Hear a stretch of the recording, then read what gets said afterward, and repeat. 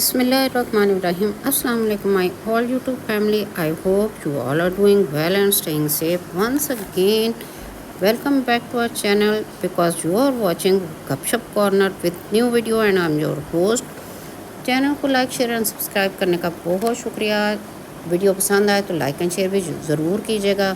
और जो लोग चैनल पर फर्स्ट टाइम विज़िट कर रहे हैं उनसे रिक्वेस्ट है कि चैनल को सब्सक्राइब कर लें और वीडियो जो है उसे लाइक एंड शेयर ज़रूर कीजिएगा। खैर जी, 5th एपिसोड में मंटो नहीं उनके ऑन एयर आ चुकी है और इसमें बात जो है वो तो लास्ट टाइम भी जो हो रही थी मिस मारिया की बर्थडे की। और मिस मारिया की बर्थडे को देख के तो सारे सरप्राइज़ हो गए होंगे मेरी तरह। इतनी डेकोरेशन कि हद ही हो गई। ऐसे लगता है कोई रॉयल फैमिली की कोई बर्थडे सेलिब्रेट हो रही है। इतनी लाइटिंग की तो ज़रूरत ही नहीं थी जितनी उन्होंने की हुई थी। लगता है कि बहुत ही शौक़ हो गया था उनको, बहुत ही खुशी हो रही थी अपनी बर्थडे की। खैर फिर जनाब वहाँ पर हमारी महमल आ जाती है और महमल का सीन तो अलग ही था, उस पर भी बात करते हैं। उससे पहले हमारे डीन साहब भी होते हैं वहाँ पर जी। और डीन साहब इंतहाई इलॉजिकल बातें कर रहे होते हैं अपनी शादी से रिलेटेड। लगता है उनको फ्रांस के प्रेसिडेंट मैक्रोन जो है वो याद आ जाते हैं। तो वो उसी से रिलेटेड बात हो रही होती है कि जी मेरी भी जो वाइफ है वो मेरी टीचर थी। और कुछ किसी छोटी यूनिवर्सिटी का भी नाम नहीं उन्होंने लिया, उन्होंने हार्वर्ड का नाम लिया, हार्वर्ड में थी। खैर डिमांड और सप्लाई का भी वो रूल बता रहे थे कि इकनॉमिक्स में डिमांड एंड सप्लाई होता क्या है। बट एनीवेज, अच्छा जी, अब आ जाती है जी हमारी महमल की एंट्री होती है मिस मारिया के घर पे। और मतलब उसको सरप्राइजिंगली पूछती है मारिया भी कि जी तुम्हें परमिशन मिल गई आने की। तो उसने कहा हाँ जी मिल गई। दूसरी तरफ इफ़रा आती है तो वो भी उसको यही पूछती है कि जी तुम्हें परमिशन मिल गई यहाँ आने की, तुम तो रात को किसी पार्टी में जाती नहीं हो।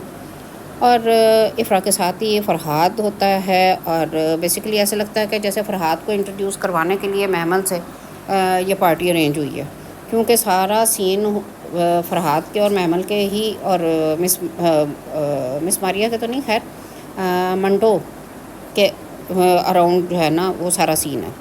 और फर्स्ट टाइम इसमें भी अजान समी खान जो है वो नेगेटिव रोल प्ले कर रहे हैं।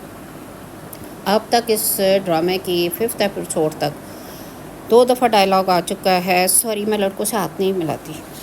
तो अब ये शुक्र है कि इधर उसने ये नहीं कह दिया कि मेरी फूफा ने मना किया। अब जी यहाँ पर महमल जो है वो जैसे एंटर होती है तो डीन साहब जो हैं वो महमल को अप्रिशिएट करते हैं कि भाई आप बड़ी खूबसूरत लगती हैं, एडमायर कर रहे होते हैं उसको। और साथ ही एक बड़ी अच्छी सी उसको एडवाइस भी देते हैं कि सब कुछ करना लेकिन वो काम कभी ना करना कि जिसको करते हुए तुम्हें गुनाह का एहसास हो। तो बड़ी अच्छी एडवाइस थी डीन साहब की। अदरवाइज़ तो वो सारी जो है ना वो जो बातें कर रहे थे वो बहुत ही इलॉजिकल सी थी। अब जी मंटो साहब जो है ना सेकंड टाइम उनका और हमारी महमल जो है उसका इंटरेक्शन होता है और मंटो साहब कहते हैं you are looking very beautiful. ये पहली बंदी है दुनिया की जो कहती है नो। मंटो साहब बेचारे फिर एक्सप्लेनेशन देनी शुरू कर देते हैं, जस्टिफाई करने शुरू कर देते हैं अपने स्टेटमेंट को। मैं सच बोल रहा हूँ रियली। और साथ ही महमल जो है उसको रिकॉल होता है कि फूफो ने कहा था, और अगर उन्होंने तारीफ़ कर दी तो समझना वो भी दाना डाल रहे हैं। और साथ ही महमल हमारी जो है ना वो हंसना शुरू कर देती है। अब जी होता है असल scene start.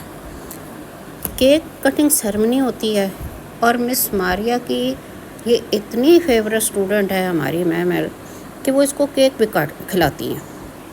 Cake cutting ceremony में तो सर मंटो तो देख ही रहे होते हैं, ज़ाहिर है सेंटर ऑफ द अटेंशन तो केक कटिंग सेरेमनी थी जहाँ पर मारिया खड़ी थी, लेकिन ज़ाहिर है कि उसके साथ महमल भी हमारी खड़ी थी।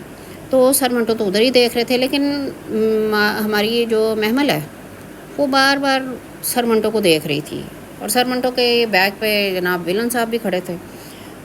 और इतने में वो दिखाया जाता है कि महमल प्लेट में केक काट के रखती है और वो जैसे टर्न होती है फरहाद आता है और उससे केक लेता है और कहता है थैंक्स फॉर द केक। और मुझे फरहाद कहते हैं, वो कहती है जानती हूँ, इफ़रा ने बताया। खैर वो टर्न होती है दोबारा जब केक लेती है प्लेट में तो वो कहता है इफ़रा ने ये नहीं बताया कि मैं यहाँ पे सिर्फ तुम्हारे लिए आया हूँ। वो मारती है प्लेट ٹیبل پہ اور کہتی ہے کہ دوبارہ مت آنا. میری ماں کو بیٹوں کے مرنے کا بہت دکھ ہوتا ہے، پھر بیٹے چاہے کسی کے بھی ہوں.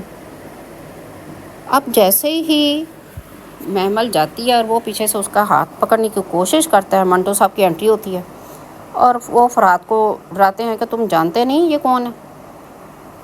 اب جناب فرحات کہتا ہے کہ تم نہیں جانتے کہ میں کون ہوں. ساتھ ہی فرحات دھکا دیتا ہے منٹو صاحب کو اور منٹو صاحب گر جاتے ہیں. اتنے میں جناب ہماری ہیروئن جو ہے نا محمل صاحبہ، وہ آتی ہے اور آ کے فرحات کے منہ پہ تھپڑ مارتی ہے اور کہتی ہے اب بتاؤ کہ تم کون ہو. مس ماریا پوچھتی ہیں افرا سے کہ تم تو یہ کون ہے؟ تم نے تو کہا تھا تمہارا دوست ہے، ہو از ہی؟ تو وہ کہتی ہے فرحات بنیامین کا بیٹا. چلو محمل ہماری جو ہے اس کے تو کان کھڑے ہوئے سو ہوئے. اب مس ماریا جو ہے اس کی بھی شکل دیکھنے والی تھی، جتنا وہ سرپرائز ہوتی ہے. خیر یہ ایکچوئل سین یہ تھا اور اتنا ہی تھا، لیکن اس کا امپیکٹ کیا ہوتا ہے اور یہ کس طرح سے پھوپھو صاحبہ کو بتایا جاتا ہے، اب ہم کرتے ہیں اس پہ بات.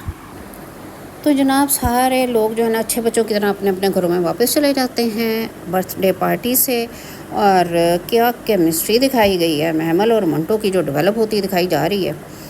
دونوں کو خواب میں پارٹی نظر آتی ہے. فرحات کا سین سارا ریکال ہوتا ہے اپنے اپنے گھروں میں ایٹ دا سیم ٹائم، اور دونوں ایک ساتھ نیند سے اٹھتے ہیں لیکن اپنے اپنے گھروں میں. اور اس کے بعد منٹو پانی ایسے کہتا ہے جیسے گھر میں کوئی اور بھی رہتا ہے، اور دوسری طرف محمل کا دکھایا جاتا ہے کہ وہ سریا کے روم میں آ جاتی ہے اور پورا بھائی برتھ ڈے پارٹی کا سین بتاتی ہے. محمل کہتی ہے سر منٹو کو کیک دینے لگی تو اس نے پلیٹ اچک لی.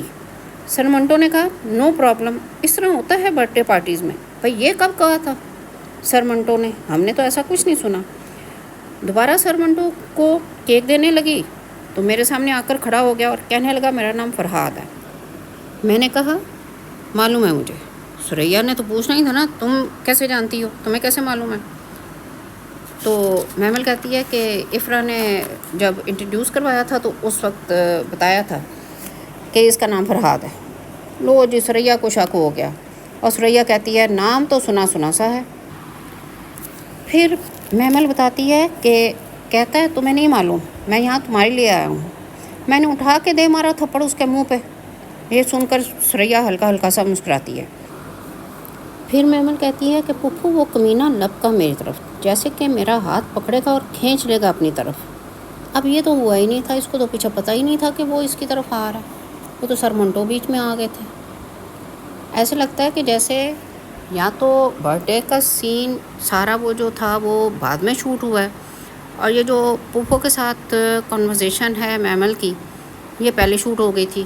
یہ سین پہلے شوٹ ہوا ہے کیونکہ 2-3 چیزیں ایسی ہیں جو آگے پیچھے ہو رہی ہیں. یا بتانے کے ٹائم پہ ایگزیجریشن ہو رہی ہے اتنی، وہ ایگزیجریٹ کر کے بتا رہی ہے، یا نیند سے اٹھی ہے تو تب وہ کچھ یاد ہے تو کچھ نہیں یاد، تو کچھ وہ خود سے بتا رہی ہے، آگے پیچھے ہو رہا ہے سارا کچھ. خیر بہرحال پھر کہتی ہے محمل کہ سر منٹو بیچ میں آ کے انہوں نے روکا اسے لیکن وہ ذرا بھی نہیں ڈرا پھوپھو. اس نے سر منٹو کو دھکا دیا، وہ دور جا گرے. جانتی ہیں پھوپھو وہ کون تھا؟ پھوپھو کہتی ہے بنیامین کا بیٹا فرحات بنیامین. اور اب تک کی تمام ایپیسوڈ میں فرسٹ ٹائم پھوپھو کے چہرے پہ نفرت اور غصہ نظر آیا ہے. یہ علیحدہ بات ہے کہ ایک ایک جو جملہ جو ڈائلاگ وہ بولتی ہے محمل، پھوپھو کے فیس ایکسپریشنز جو ہیں وہ ساتھ ساتھ چینج ہوتے جاتے ہیں. ہر لائن پر فیس ایکسپریشنز جو ہیں وہ پھوپھو کے چینج تھے. کیا کمال ایکٹنگ کرتی ہے سائمہ جی بھی.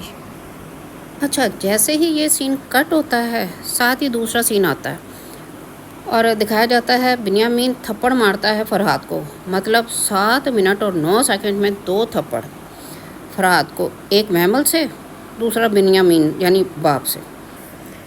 اب جناب جی اتنی انٹینس سچویشن دکھائی جا رہی ہے اور اس میں ختیجہ بیگم کہتی ہیں کہ آپ چھوڑ دیں میں سمجھاتی ہوں اسے. تو بنیامین کہتا ہے نہ تمہاری مامتا میں دم ہے نہ ہاتھ میں. اچھے دشمن کی بیٹی سانجی ہوتی ہے، برخوردار نہ اس کا راستہ روکتے ہیں نہ راستے میں آتے ہیں. ساتھ ہی بنیامین کہتا ہے فرحات کو کہ سراج نرسری کو فون کرو اور معافی مانگو. فرحاد سمپلی انکار کر دیتا ہے کہ میں معافی نہیں مانگوں گا. بنیامین فل موڈ میں، معافی تو تیرا باپ بھی مانگے گا. ساتھ ہی وہ کہتا ہے کہ ختیجہ میں ڈر رہا ہوں کہ سراج تک بات پہنچ گئی ہوگی، پتہ نہیں وہ رات کیسے گزارے گا. لو جی، اب اتنی انٹینس سچویشن، اور ہماری ختیجہ بیگم کہتی ہے کہ میں نے پہلی بار سنا ہے آپ امرتسریوں سے ڈر گئے، مطلب اب ہم ڈر جائیں. مطلب اس کو کوئی ہے ہی نہیں ہے کہ اس بات کا نتیجہ کیا نکلے گا، کیا نہیں نکلے گا. خیر جی، منڈو کو جو کال آتی ہے لاسٹ ایپیسوڈ میں، ایک انون نمبر سے ایک انون آدمی اس سے بات کرتا ہے، تو وہ بندہ آ جاتا ہے، دوبارہ کال کرتا ہے، منٹو کے ساتھ پھر بات کرتا ہے. منٹو اس کو پھر کہتا ہے کہ نہیں، مجھے نہیں پتہ کہ تم کون ہو، پہلے اپنا ریفرنس دو. لیکن وہ اپنا ویئر اباؤٹ نہیں بتاتا، اور پھر وہ آ بھی جاتا ہے ملنے کے لیے. بڑی کوئی فلمی سٹوری سناتا ہے کہ تمہارے باپ نے مرنے سے پہلے $10 لاکھ کا چیک دیا تھا تمہارے لیے کہ میں تمہیں ڈھونڈ کر تم تک پہنچا دوں. اور مطلب مین تو چیز اتنی ہی ایک لائن کی تھی، لیکن اس کو وہ بیٹھ کے بات کرتا ہے. منٹو اس کے لیے کافی بنا کے لاتا ہے، اور وہ کافی پینے تک وہاں پر باتیں کرتا ہے. اور وہ منٹو سے پوچھتا ہے کہ جی تم جو باپ کے نام کے کھانے میں مطلب فادرس نیم کیا لکھتے ہو؟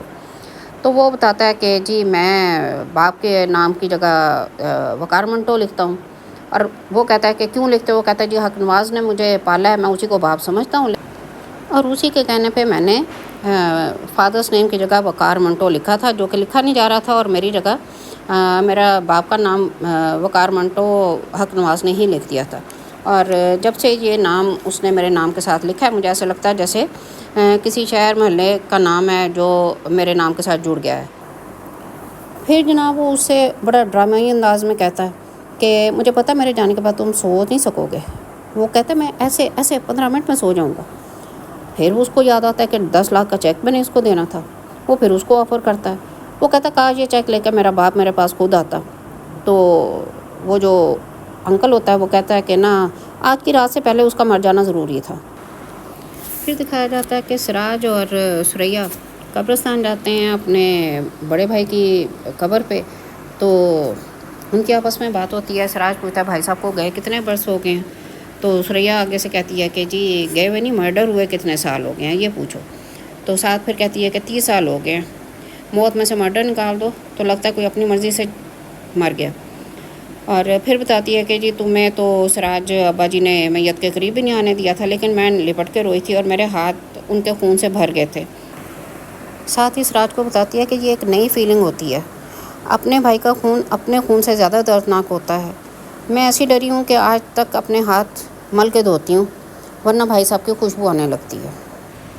اچھا جی، اب دوسری طرف جو بنیامین ہے نا، اس کو کسی پل چین نہیں آ رہا، کیونکہ اس کو پتہ ہے کہ 70 سال پہلے جو دشمنی شروع ہوئی تھی سراج امرتسری کے فیملی کے ساتھ، تو وہ اس کی وجہ بھی ایک لڑکی تھی.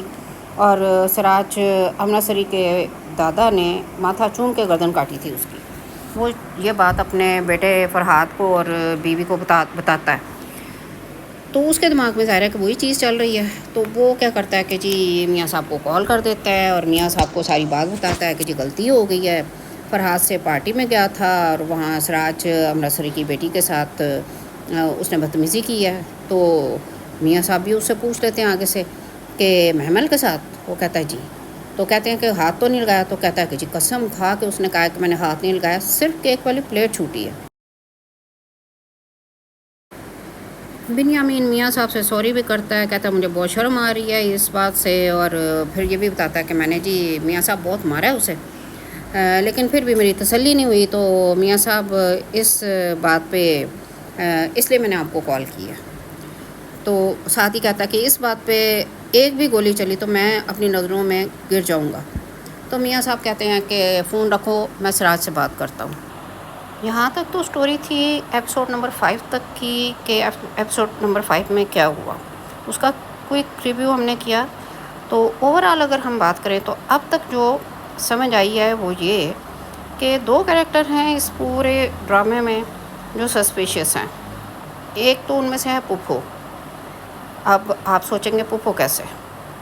تو پپھو ایسے کہ کنٹینیوسلی پپھو جو ہے نا وہ محمل کو پرووک کر رہی ہیں اس کو اپنے فادر کے اگینسٹ کھڑا کرنے میں. ایک تو یہ لگ رہا ہے، اور پھپھو کا کریکٹر بھی اس طرح کا ہے کہ محمل کو شروع سے انہوں نے ہی پالا ہے، انہوں نے ہی سب کچھ کیا، تو کوئی پھپھو پہ شک بھی نہیں کر سکتا، وہ کوئی ان کے بارے میں نیگیٹو نہیں ہو سکتا سوائے نصیبہ کے. اور محمل ہماری جو ہے اس کا تو ویسے بھی دماغ کوئی نہیں، ہماری پارو کی طرح، جیسے ہماری پارو تھی نا سن میرے دل میں، تو اسی طرح نا اس میں محمل کا اپنا کوئی دماغ نہیں ہے. وہ جو بھی کرتی ہے وہ پھپھو کے دماغ سے چلتی ہے، پھپھو ہی اس کو چلا رہی ہے اب تک اس نے اپنے دماغ کو استعمال کر کے کچھ بھی نہیں کیا. اور دوسرا کیریکٹر ہے منٹو کا. اب منٹو کا بھی کیریکٹر بڑا سسپیشیس سا ہے. وہ اس لیے کہ منٹو آخر ہے کون، کیوں وہ اپنا پاسٹ جو ہے وہ ہائڈ کر رہا ہے، کسی کے سامنے اپنا پاسٹ اس کا ذکر نہیں کر رہا. اس کے پیرنٹس، فادر کا تو پتہ چل گیا کہ اس کی ڈیتھ ہو گئی ہے، تو اس کا کوئی بہن بھائی نہیں ہے، اس کی ماں بھی کوئی نہیں ہے، کدھر ہے وہ سب.